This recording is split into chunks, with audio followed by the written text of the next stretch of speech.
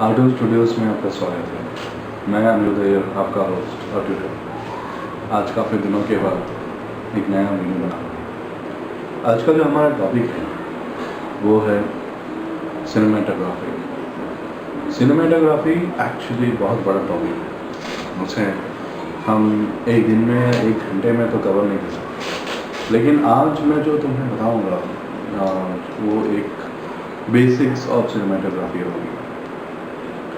पहले हम ये जानते हैं कि सिनेमेटोग्राफी होती क्या है।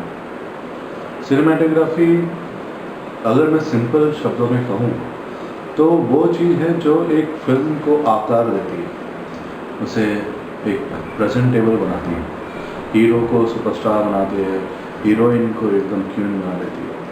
उसमें जो लाइटिंग, उसमें जो कंपोजिशन, कैमरा वर्क, सब सिनेमेटोग्राफी है। जैसे एक आइडिया को दर्शाने के लिए हम हमेशा बल्ब का प्रयोग करते हैं कि टेंग बल्ब जला, आइडिया आया। वैसे ही वो बल्ब जो कैमरा में होता है वो सिनेमेटोग्राफी का मेन आधार है। अगर उस कैमरा नहीं होता तो आज सोचो कि आज कुछ नहीं होता। ऐसा इमेजिन करो कि अगर कैमरा ही नहीं होता, ना टीवी होती, ना मीडिया होता, ना कोई एंटरटेनमेंट का कोई आधार होता। हम बस एक सिंपल मूवी जी रहे होते हैं। आज जो इतनी टेक्नोलॉजी बढ़ गई है, वीडियो शेयरिंग हो रही है, ये सब एक कैमरा वीडियोस का इन्वेंशन है। उसके वजह से ही हम आगे आज से यहाँ तक पहुँचे हैं और टेक्नोलॉजी इतनी आगे पहुँची है। सिनेमेटोग्राफी में वापस आते हुए मैं ये कहना चाहूँगा कि कोई भी फिल्म का जो कलर्स आपने देखा हो, लाइक बहुत सारी फिल्मों में आपको ब्राउन शेड मिलेगा, डार्क शेड मिलेगा और कलरफुल शेड्स मिलेंगे। सैड मूवी होगी तो उसके हिसाब से शेड्स आएंगे। ये सब एक सिनेमेटोग्राफर सोचता है, उसका लोकेशन सोचता है, उसका हर एक सीन का कंपोजिशन सोचता है। मेरा कहने का अर्थ ये है कि सिनेमेटोग्राफी जितना लाइव एक्शन में इम्पॉर्टेंट है उतना ही एनिमेशन की मीडियम में भी इम्पॉर्टेंट है। एनिमेशन करते वक्त भी एनिमेटर्स को ध्यान रखना चाहिए कि स्टोरी बोर्ड किस हिसाब से है, स्टोरी बोर्ड के हिसाब से हम लोग कैमरा फिक्स कर रहे हैं कि नहीं कर रहे हैं, और स्टोरी के हिसाब से हम कैमरा के लेआउट्स बना रहे हैं कि नहीं बना रहे हैं। सिनेमेटोग्राफी का अर्थ होता है कि पूरा कंपोजिशन के साथ चले, प्रॉपर कंपोजिशन। स्टोरी अगर प्रॉपर कंपोजिशन के हिसाब से नहीं है तो रिवील नहीं कर पाएगी कि किस तरह से क्या एक्चुअली डायरेक्टर और स्क्रिप्ट राइटर बोलना चाहता है मूवी में, और एंटरटेनमेंट नहीं होगा सामने वाले को। तो कैमरा वर्क जो है बहुत ही इम्पॉर्टेंट होता है कोई भी मूवी के लिए, चाहे वो एनिमेशन हो कि फिल्म हो, टीवी सीरीज हो, कुछ भी हो।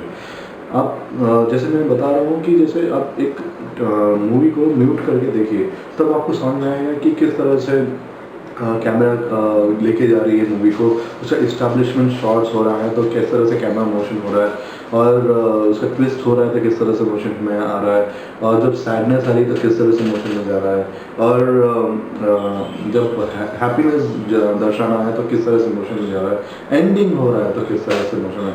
ये सारे कैमरा बोलती हैं, मतलब तुमको बताएगी कि किस तरह से कहाँ पे मोशंस हो रहा है।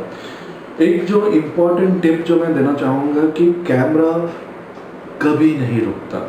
कैमरा जो मोशन में आता है बहुत ही सॉफ्ट मोशन, कुशनिंग के साथ ही रुकता है, अगर रुकता है तो, और बहुत ही मोशंस में रहता है, हल्के से मोशंस में रहता है। बात करते करते भी कैमरा थोड़ा सा मूव होता रहेगा, अब ये ध्यान देना, और हम इस तरह भी मोशन होता रहेगा।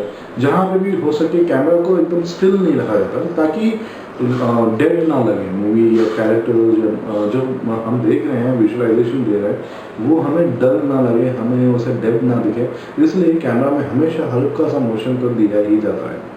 दूसरी बात जो मैं टिप देना चाहूँगा, एनिमेशन करते वक्त जब लेआउट बना रहे हैं हम तो ज़ीरो एक्सिस रोटेशन हमेशा ज़ीरो होना चाहिए।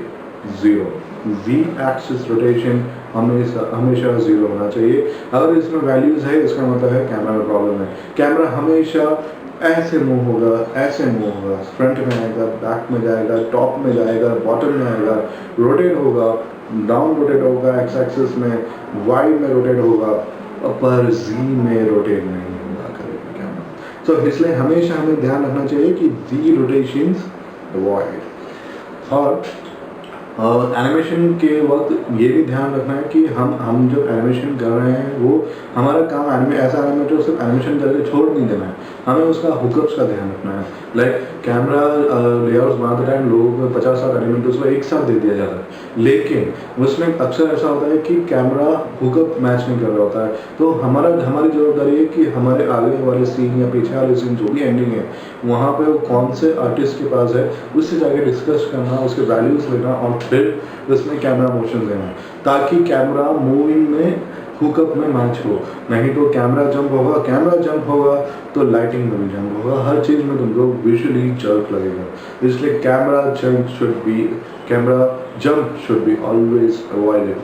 और जब भी एनिमेशन कर रहे हैं तो एनिमेशन के टाइम पे एनिमेशन करके आपकी जवाबदारी है कि वो लाइटिंग वाले की वजह से काम वाले आप जितना हेल्प कर सकते हैं आप उन्हें करिए, ताकि आपका सीन जो पर्दे पे दिखने वाला है वो प्रेजेंटेशन में अच्छा दिखे। अल्टीमेटली आपका शॉट है, आप उसको कैरियर में यूज़ करने वाले हो, जहाँ पे भी जाओगे स्टोरी दिखाओगे तो वो चीज़ उधर दिखने वाली है। और कलराइजेशन के साथ, लेआउट्स के साथ, प्रॉपर लेआउट्स के साथ बहुत ही ब्यूटीफुल दिखने वाली है।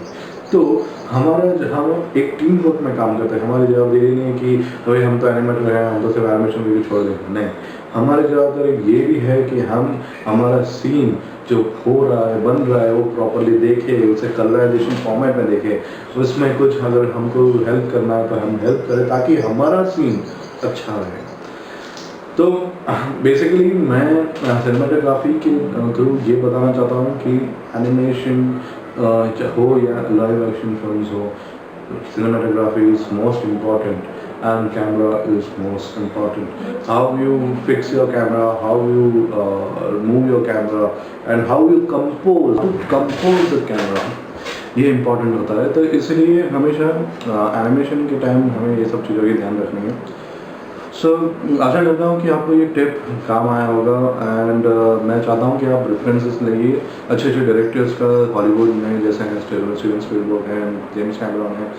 हॉलीवुड में आप सर्च कर सकते हैं, इवन संजय लीला बंसल राम अच्छा है, सत्यजीत रे की मूवीज़ देख सकते हैं। इवन राम गोपाल वर्मा के कैमराज बहुत अच्छे होते हैं, यूनिक रहते हैं। तो आप उन्हें देखिए, स्टडी करिए कि किस तरह से वो कैमरा वर्क्स कर रहे हैं, किस तरह से कंपोजिशंस कर रहे हैं और किस तरह से एक सीन को क्रिएट कर रहे हैं।